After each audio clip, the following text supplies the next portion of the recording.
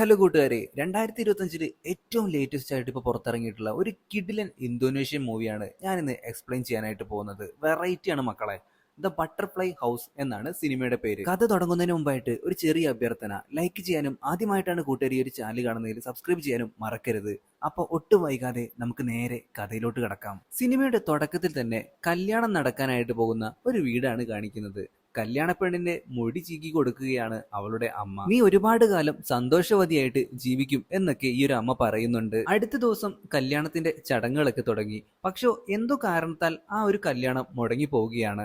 ഇത് 1943 കാലഘട്ടത്തിൽ നടന്ന കാര്യമാണ്. പിന്നീട് ടാസിയ എന്ന് പറയുന്ന ഒരു പെൺകുട്ടിയെയും അവൾക്ക് മേക്കപ്പ് ചെയ്തു കൊടുക്കുന്ന അരിയെയും കാണിക്കുന്നു. ഫോട്ടോഗ്രാഫർ ആയിട്ടുള്ള ഫെബ്രി ഇവരുടെ അടുത്ത് തന്നെയുണ്ട്. ഇവരിങ്ങനെ സംസാരിച്ചുകൊണ്ടിരിക്കുമ്പോഴാണ് അങ്ങോട്ടേക്ക് സലീം വരുന്നത്. സലീമും ടാസിയും തമ്മിലുള്ള കല്യാണം ഇപ്പോൾ നടക്കാനായിട്ട് പോവുകയാണ്. ടാസിയെ കണ്ടപ്പോ തന്നെ നമ്മുടെ സലീം അവളെ ചുംബിക്കുന്നു. ഇത് കണ്ടിട്ട് ഫെബ്രിക്ക് നല്ല ദേഷ്യം വരുന്നു. മേക്കപ്പും മറ്റൊരുക്കങ്ങളൊക്കെ കഴിഞ്ഞതിന് ശേഷം ഇപ്പോ എൻഗേജ്മെന്റ് സെറിമണി തുടങ്ങിയിരിക്കുകയാണ്. നമ്മുടെ സലീം ഒരു അനാഥനാണ്. അവന്റെ അഡോപ്റ്റീവ് പാരന്റ്സ് ആയിട്ടുള്ള ലിൻഡയോടും ചന്ദ്രയോടും അവന്റെ നന്ദി അവൻ അറിയിക്കുന്നു. ഈ ചടങ്ങുകളെല്ലാം മനോഹരമായി നടന്നുകൊണ്ടിരിക്കുമ്പോൾ എല്ലാം തന്നെ ഫെബ്രി ഈ ഒരു തസ്യയെ എപ്പോഴും വീക്ഷിച്ചുകൊണ്ടിരിക്കുകയാണ്. പെട്ടെന്നാണ് നമ്മുടെ തസ്യ അവൾക്ക് മുമ്പിലായിട്ട് ഒരു വയസ്സായ സ്ത്രീയെ കാണുന്നത്. അന്ന് രാത്രി അവൾ കിടന്നുറങ്ങിയപ്പോൾ ഒരു പഴയ വീട് സ്വപ്നം കാണുന്നുണ്ട്.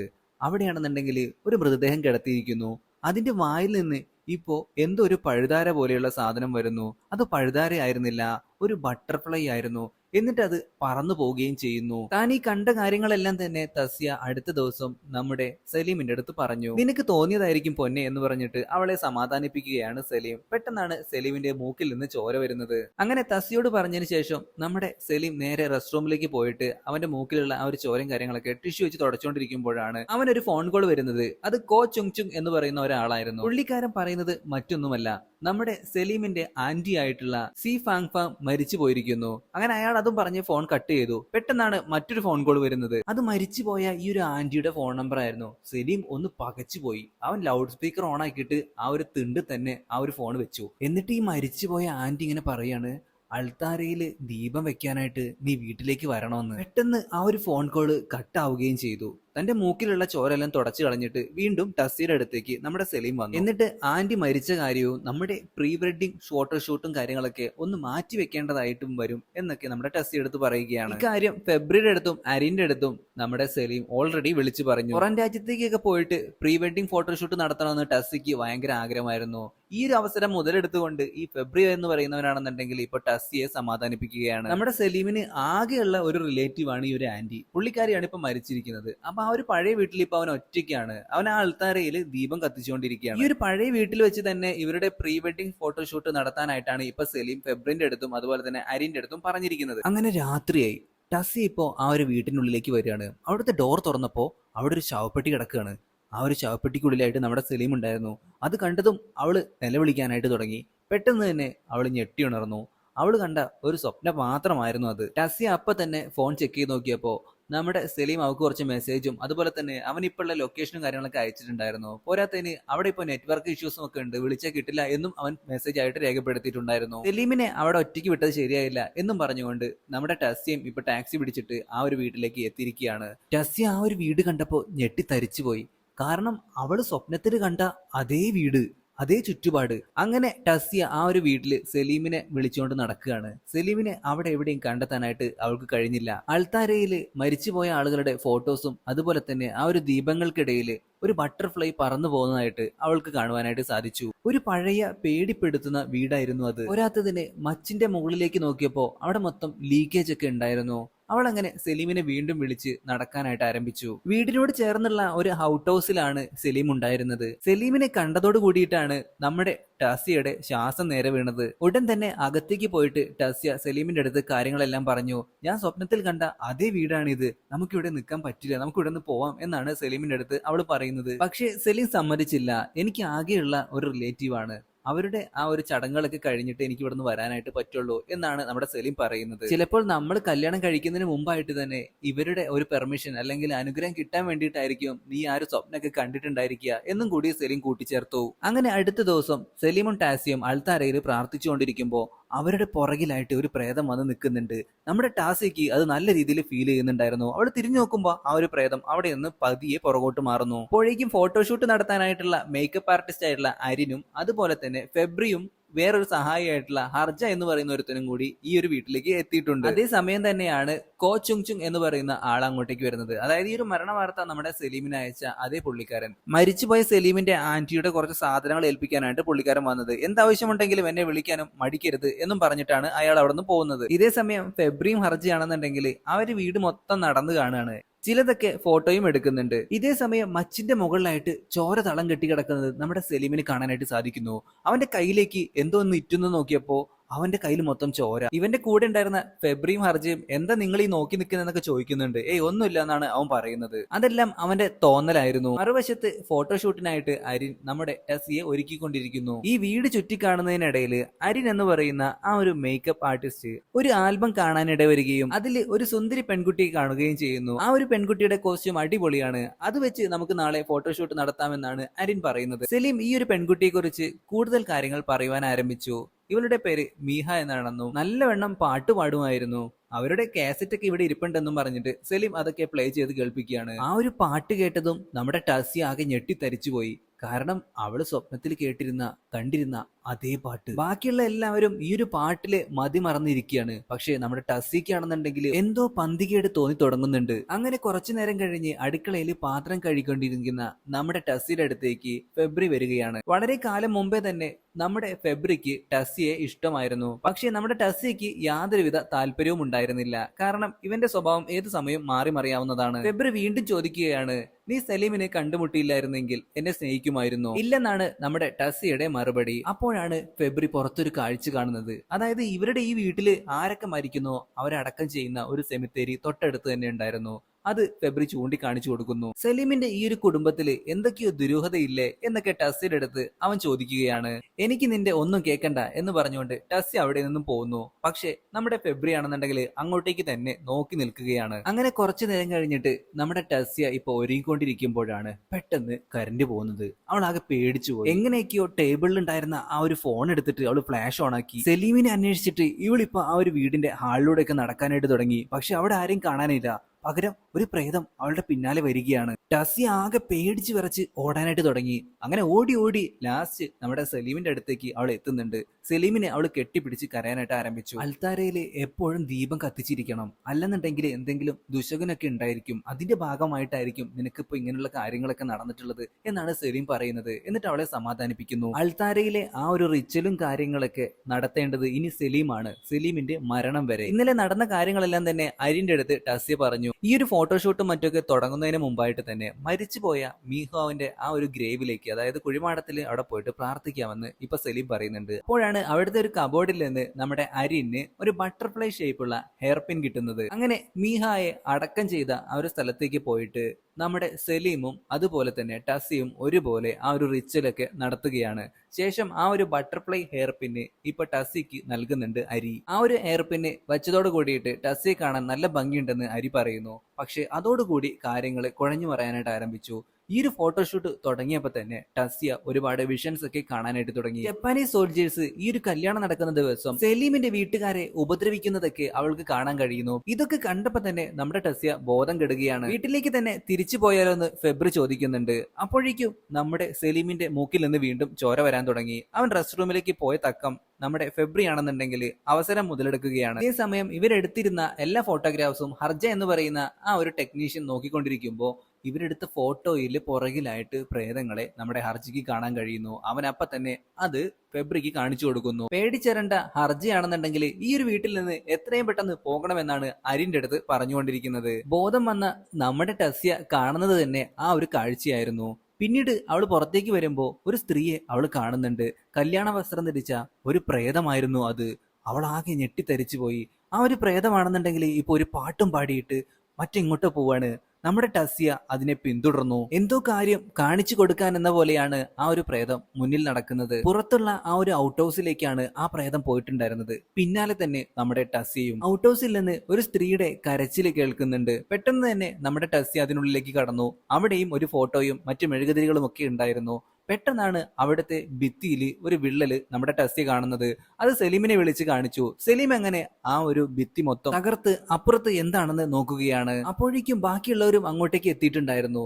അങ്ങനെ അവർ അങ്ങോട്ടേക്ക് കടന്നു നോക്കിയപ്പോ അവിടെ മരിച്ചുപോയ മിഹായുടെ ആ ഒരു ബോഡിയാണ് ഉണ്ടായിരുന്നത്. അതും ഒരുപാട് ഉണങ്ങിയ പൂക്കളും ദേഹത്തുണ്ടായിരുന്നു. ഒപ്പം ഒരു ബോക്സ്, ആ ബോക്സിനുള്ളിലായിട്ട് 2 കല്യാണ മോതിരങ്ങളും മീഹായുടെ ആ ഒരു മൃതശരീരത്തിന്റെ വായിൽ നിന്നും അപ്പോൾ തന്നെ ഒരു ബട്ടർഫ്ലൈ പറന്നു പോകുന്നതും കാണിക്കുന്നുണ്ട്. ഇതെല്ലാം തന്നെ നമ്മുടെ ടെസ്യ അവളുടെ സ്വപ്നത്തിലെ കണ്ട കാര്യങ്ങൾ തന്നെയായിരുന്നു. തിരികെ എല്ലാവരും വീട്ടിലേക്ക് എത്തിയിട്ടുണ്ട്. എത്രയും പെട്ടെന്ന് ഇവിടെ നിന്ന് പോകണമെന്നാണ് എല്ലാവരും പറയുന്നത്. പക്ഷെ സലീം സമ്മതിക്കുന്നില്ല. അടക്കം ചെയ്തിട്ട് ഇനി തിരികെ പോകാൻ പറ്റുള്ളൂ എന്നാണ് സലീം പറയുന്നത്. എങ്കിൽ പിന്നെ ഇപ്പൊ തന്നെ അടക്കാമെന്നാണ് ഹർജ പറയുന്നത്. പക്ഷെ സലീം സമ്മതിക്കാത്തതുകൊണ്ട് തന്നെ ഹർജ എന്ന് പറയുന്ന ആ ഒരു ടെക്നീഷ്യൻ ആണെന്നുണ്ടെങ്കിൽ അപ്പോ ആ ഒരു വീട്ടിൽ നിന്ന് ഇറങ്ങി പോവുകയാണ്. ഫെബ്രി അവനെ പിടിച്ചു നിർത്താൻ നോക്കിയെങ്കിലും അവൻ സമ്മതിച്ചില്ല. അവൻ അവിടെ നിന്നും ഓടിപ്പോകുന്നു. പിന്നീട് ആ ഒരു മൃതശരീരം വീണ്ടും കാണിക്കുന്നുണ്ട്. അടുത്ത ദിവസം പതിവ് പോലെ അൽത്താരയിൽ പ്രാർത്ഥിച്ചു കൊണ്ടിരിക്കുകയാണ് നമ്മുടെ ടെസ്യ. ഇച്ചലും കാര്യങ്ങളൊക്കെ ചൊല്ലിയതിനു ശേഷം അവൾ അങ്ങോട്ട് തിരിഞ്ഞു നോക്കുമ്പോൾ അവളുടെ തൊട്ടടുത്തായിട്ട് തന്നെ ഈ ഒരു ഡെഡ് ബോഡി വന്ന് കിടക്കുകയാണ്.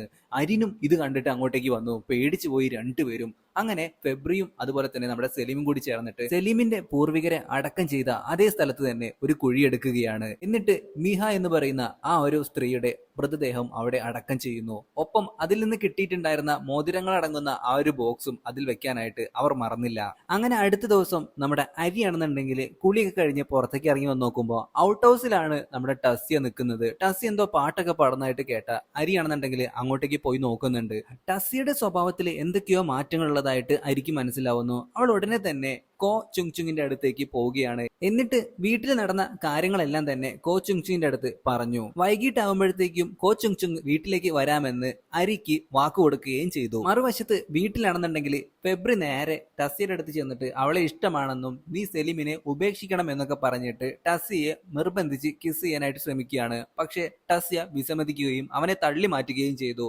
എനിക്കൊരു ജീവിതമുണ്ടെങ്കിൽ അത് സെലീമിന്റെ കൂടെ ആവുമെന്നും പറഞ്ഞു. ഇതെല്ലാം തന്നെ സലീം അപ്പുറത്ത് നിന്ന് കാണുന്നുണ്ടായിരുന്നു. സെലീമിന്റെ കൂടെ ഒരിക്കലും നീ സന്തോഷവതിയായി ജീവിക്കില്ല എന്നൊക്കെ ഫെബ്രി ഇങ്ങനെ പറഞ്ഞുകൊണ്ടേയിരിക്കുന്നു. വൈകിട്ട് ആയപ്പോഴേക്കും നമ്മുടെ സലീം അവന്റെ പൂർവികരെ അടക്കം ചെയ്ത സ്ഥലത്ത് വന്നിട്ട് പ്രാർത്ഥിക്കുകയാണ്. അപ്പോഴാണ് നമ്മുടെ ടസ്സി അങ്ങോട്ടേക്ക് വരുന്നത്. സലീം അപ്പോൾ പറയുന്നുണ്ട് ടസ്സിയുടെ അടുത്ത്, നമ്മുടെ കല്യാണം ഇതുവരെ കഴിഞ്ഞിട്ടില്ല. നിനക്ക് വേണമെന്നുണ്ടെങ്കിൽ അവന്റെ കൂടെ പോകാം, എന്നെ ഉപേക്ഷിക്കാം. കാരണം ഇങ്ങനെയുള്ള പ്രശ്നങ്ങളുള്ള ഒരാളെയും ഒരു പെൺകുട്ടിയും സ്നേഹിക്കില്ല. ഇത് കേട്ട് ദേഷ്യം പിടിച്ച നമ്മുടെ ടസ്സി ആണെന്നുണ്ടെങ്കിൽ അവിടെ നിന്നും പോകുന്നു. റൂമിലെത്തിയ അവള് ആ ഒരു ബട്ടർഫ്ലൈ ഷേപ്പുള്ള ഹെയർ പിൻ കയ്യിലെടുക്കുമ്പോൾ തന്നെ അവൾ ഇരിക്കുന്ന ആ റൂമിൽ നിന്ന് പൂക്കൾ ഇങ്ങനെ വിരിച്ച ഒരു പാത അവൾ കാണുകയാണ്. ആ പാതയിലൂടെ അവൾ ഇങ്ങനെ നടന്നു പോകുമ്പോൾ മറ്റൊരു മുറിയിലേക്ക് എത്തുന്നുണ്ട്. ആ മുറിയിലാകട്ടെ 2 കല്യാണ വസ്ത്രം ധരിച്ച ബൊമ്മകളെ അവൾ കാണുന്നു.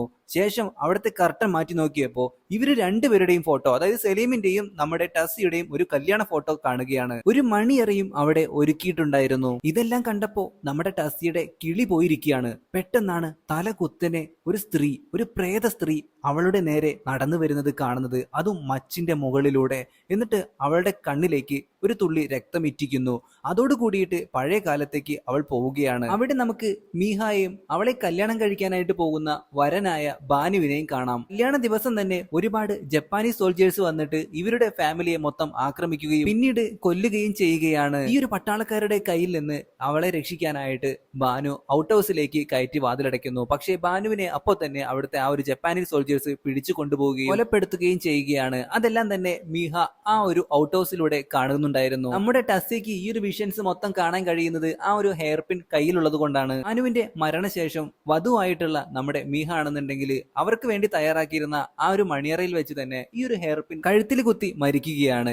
ഇപ്പൊ നമ്മുടെ ഹെയർ പിൻ ഉള്ളത് ടസ്സിയുടെ കയ്യിലാണല്ലോ. ടസ്സിയും അതുപോലെ തന്നെ കഴുത്തിൽ കുത്തി മരിക്കുന്നതിന് മുമ്പായിട്ട് തന്നെ നമ്മുടെ സലീം അങ്ങോട്ടേക്ക് വന്ന് അവളെ രക്ഷപ്പെടുത്തുകയാണ്. അപ്പോഴേക്കും അരി നമ്മുടെ കോ ചുങ്ചുങ്ങിനായിട്ട് ഈ ഒരു വീട്ടിലേക്ക് വന്നിട്ടുണ്ടായിരുന്നു. പുള്ളിക്കാരൻ ഇവരുടെ അടുത്ത് എല്ലാ കാര്യങ്ങളും പറഞ്ഞു. ഇനി ഒരൊറ്റ പോംവഴി മാത്രമേ ഉള്ളൂ.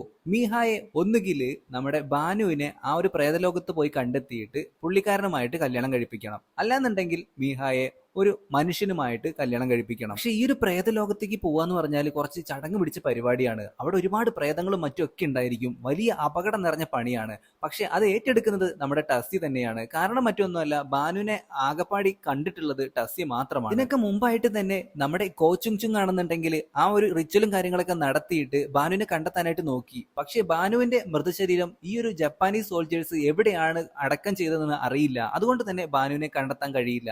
അങ്ങനെയാണ് ഇപ്പൊ ഈ ഒരു പ്രേതങ്ങളുടെ ലോകത്തേക്ക് തന്നെ നമ്മുടെ ടസ്യ പോകുന്നത്. ഈ ഒരു സെറിമണി നടത്താനായിട്ടുള്ള ഒരുക്കങ്ങൾ തുടങ്ങിയിരിക്കുകയാണ്. ഫെബ്രിയും നമ്മുടെ സെലീമും ആണെന്നുണ്ടെങ്കിൽ വീണ്ടും ആ ഒരു കുഴിമാടം തോണ്ടിയിട്ട് മിഹായുടെ മൃതശരീരം എടുക്കുന്നു. മറുവശത്ത് ഈ ഒരു പ്രേതലോകത്തേക്ക് പോകുന്ന ടസ്സിക്ക് വേണ്ട എല്ലാ കാര്യങ്ങളും കോച്ചുങ് പറഞ്ഞു കൊടുക്കുകയാണ്. ഒരുപാട് പ്രേതങ്ങൾ നിന്നെ സമീപിക്കുകയും നിന്റെ പേര് വിളിക്കുകയും ചെയ്യും. പക്ഷെ അവരെയൊന്നും നീ മൈൻഡ് ചെയ്യരുത്. ബാനുവിനെ കണ്ടെത്തിയാൽ ഉടൻ തന്നെ ഈ ഒരു മന്ത്രം എഴുതിയ പേപ്പർ നീ കത്തിച്ചു കളയണം എന്നും പറഞ്ഞ് ആ ഒരു പേപ്പർ കോച്ചുങ് അവളുടെ അടുത്ത് കൊടുക്കുന്നു. മറുവശത്ത് ഇനി ഞങ്ങളുടെ ജീവിതത്തിൽ നീ ഇടപെടരുതെന്ന് ഫെബ്രിക്ക് താക്കീത് നൽകിയാണ് സെലീം. പക്ഷേ സെലീം കാണാതെ ഫെബ്രി അവന്റെ പുറകിലൂടെ വന്ന് അവന്റെ തലക്കടിച്ച് ബോധം കെടുത്തുകയാണ്. മറുവശത്ത് ടസ്സി ആകട്ടെ കണ്ണടച്ച് ആ ഒരു പ്രതലത്തിൽ കിടന്നതേ ഓർമ്മയുള്ളൂ. പിന്നീട് അവള് കണ്ണു തുറന്നു നോക്കുമ്പോൾ പ്രേതലോകത്തേക്ക് എത്തിയിട്ടുണ്ടായിരുന്നു. ഒരുപാട് പ്രേതങ്ങൾ അവിടെ ഉണ്ടായിരുന്നു. മറുവശത്ത് ടസ്സിയെ തേടി നമ്മുടെ ഫെബ്രി ആണെന്നുണ്ടെങ്കിൽ അരിന്റെ അടുത്ത് ചെന്നിട്ട് പറയുന്നുണ്ട്, നമുക്ക് ഇവിടെ നിന്ന് എത്രയും പെട്ടെന്ന് പോകണം. സെലീം നമ്മളെ ചതിച്ചു. സെലീം ഇവിടെ നിന്ന് ഓടിപ്പോയി. പക്ഷെ അരിക്ക് അറിയാമായിരുന്നു ഫെബ്രി വിശ്വസ്തനല്ല എന്ന്. അരി ഉടൻ തന്നെ ആ ഒരു കുഴിമാടത്തിലേക്ക് പോയി നോക്കി. അവിടെ വെച്ച് നമ്മുടെ സെലീമിനെ അവൾക്ക് കാണാനായി. അവൾ അവനെ രക്ഷിക്കുകയും ചെയ്തു. മറുവശത്ത് പ്രേതലോകത്തേക്ക് എത്തിയ ടസ്സിയെ എല്ലാ പ്രേതങ്ങളും വളഞ്ഞു നിൽക്കുകയാണ്. അവിടെ ശവപ്പെട്ടിക്കുള്ളിലായിട്ട് സെലീമിന്റെ രൂപമുള്ള ഒരു പ്രേതവും ഉണ്ടായിരുന്നു. മറുവശത്ത് നമ്മുടെ ഫെബ്രി ആകട്ടെ ആ ഒരു റിച്വലും കാര്യങ്ങളൊക്കെ തടസ്സപ്പെടുത്തിയിട്ട് കോച്ചുങ്ങിനെ അടിച്ചു വീഴ്ത്തുകയാണ്. അപ്പോഴേക്കും നമ്മുടെ സെലീം അങ്ങോട്ടേക്ക് വന്നിട്ട് ഈ ഒരു ഫെബ്രിക്കിട്ട് നല്ല പണി കൊടുക്കുന്നുണ്ട്. അതോടുകൂടിയിട്ട് അവന്റെ ബോധം പോയി. ഇതേ സമയം ടസ്യ അവിടെ ഉണ്ടായിരുന്ന ഒരു ശവപ്പെട്ടിക്കരിയിലേക്ക് പോകുന്നുണ്ട്. അതിൽ മിഹായുടെ ശവശരീരം ഉണ്ടായിരുന്നു. അങ്ങോട്ടേക്ക് ഇപ്പോ ബാനു വരികയാണ്. അവൾക്ക് സന്തോഷമായി. ബാനുവിന്റെ കൈ പിടിച്ച ശേഷം കൊച്ചും കൊടുത്തിരുന്ന ആ ഒരു മന്ത്രത്തിന്റെ കടലാസ് അവൾ അവിടെ വെച്ച് കത്തിച്ചു കളയുന്നു. ടസ്സി അങ്ങനെ നമ്മുടെ ലോകത്തേക്ക് തിരിച്ചെത്തിയിരിക്കുകയാണ്. അപ്പോഴേക്കും മിഹായെയും ഫെബ്രിയെയും കല്യാണം കഴിപ്പിക്കുകയായിരുന്നു നമ്മുടെ സെലീമിന്റെ ഉദ്ദേശം. പക്ഷെ നമ്മുടെ ടസ്സി അതിന് സമ്മതിച്ചില്ല. കാരണം ബാനുവും മിഹായും തമ്മിലുള്ള അത്രയും വലിയ ബന്ധം അവൾ നേരിൽ കണ്ടതാണ്. അത് ശരിയല്ല എന്ന് സെലീമിനോട് അവൾ ആവർത്തിച്ചു പറഞ്ഞു. പെട്ടെന്നാണ് അവിടെ പിടിച്ചു കെട്ടിയിരുന്ന നമ്മുടെ ഫെബ്രിക്ക് ബോധം വരികയും അവൻ ഒരു കസേര എടുത്തിട്ട് നമ്മുടെ സെലീമിനെ അടിച്ച് ബോധം കെടുത്തുന്നത്. അപ്പോൾ തന്നെ ടസ്യ അപ്രത്യക്ഷമായി പോവുകയാണ്. ഫെബ്രി ആണെന്നുണ്ടെങ്കിൽ അവിടെ ഉണ്ടായിരുന്ന ഒരു വിളക്ക് ഉപയോഗിച്ചിട്ട് നോക്കുമ്പോൾ തലകുത്തിനായിട്ട് ഒരു പ്രേതം അവന് നേരെ നടന്നു വരികയാണ്. നീ എന്താണോ ചെയ്യുന്നത്, ഇപ്പോൾ തന്നെ അത് നിർത്തിക്കോ എന്നും പറയുന്നു. അപ്പോൾ തന്നെ സെലീമിന്റെ ദേഹത്തേക്കും ഒരു പ്രേതം പ്രവേശിക്കുന്നുണ്ട്. പിന്നീട് കാണിക്കുന്നത് അരി പോലീസുകാരെയും കൂട്ടിക്കൊണ്ട് ആ ഒരു വീട്ടിലേക്ക് ഓടി വരുന്നതാണ്. അപ്പോഴേക്കും നമ്മുടെ ഫെബ്രി മരിച്ചിട്ടുണ്ടായിരുന്നു. ടസ്സിയെയും സലീമിനെയും അവിടെ കാണാനുമില്ല. പകരം ആ ഒരു അൾത്താരയില് 2 ചിത്രശലഭങ്ങൾ ഇരിക്കുന്നതായിട്ടും കാണിക്കുന്നു. സിനിമയുടെ അവസാനം ടസ്സിയും സലീമും കൈ ചേർത്ത് പിടിച്ച് നടക്കുന്നതും കാണാം. ഇങ്ങനൊരു സീനും കാണിച്ചുകൊണ്ടാണ് നമ്മുടെ ഇന്നത്തെ സിനിമ അവസാനിക്കുന്നത്. അപ്പൊ വീഡിയോ ഇഷ്ടപ്പെട്ടെങ്കിൽ ലൈക്ക് ചെയ്യാനും ഷെയർ ചെയ്യാനും മറക്കരുത്. ആദ്യമായിട്ടാണ് കൂട്ടുകാർ നമ്മുടെ ഈ ഒരു ചാനൽ കാണുന്നെങ്കിൽ ഇപ്പൊ തന്നെ ഒന്ന് സബ്സ്ക്രൈബ് ചെയ്തേക്കുക. ഒട്ടും വൈകാതെ പുതിയൊരു വീഡിയോ ആയിട്ട് നമുക്ക് വീണ്ടും കാണാം. അതുവരെ എല്ലാവരും നല്ല ഹാപ്പി ആയിട്ടിരിക്കാം. Tata, bye by.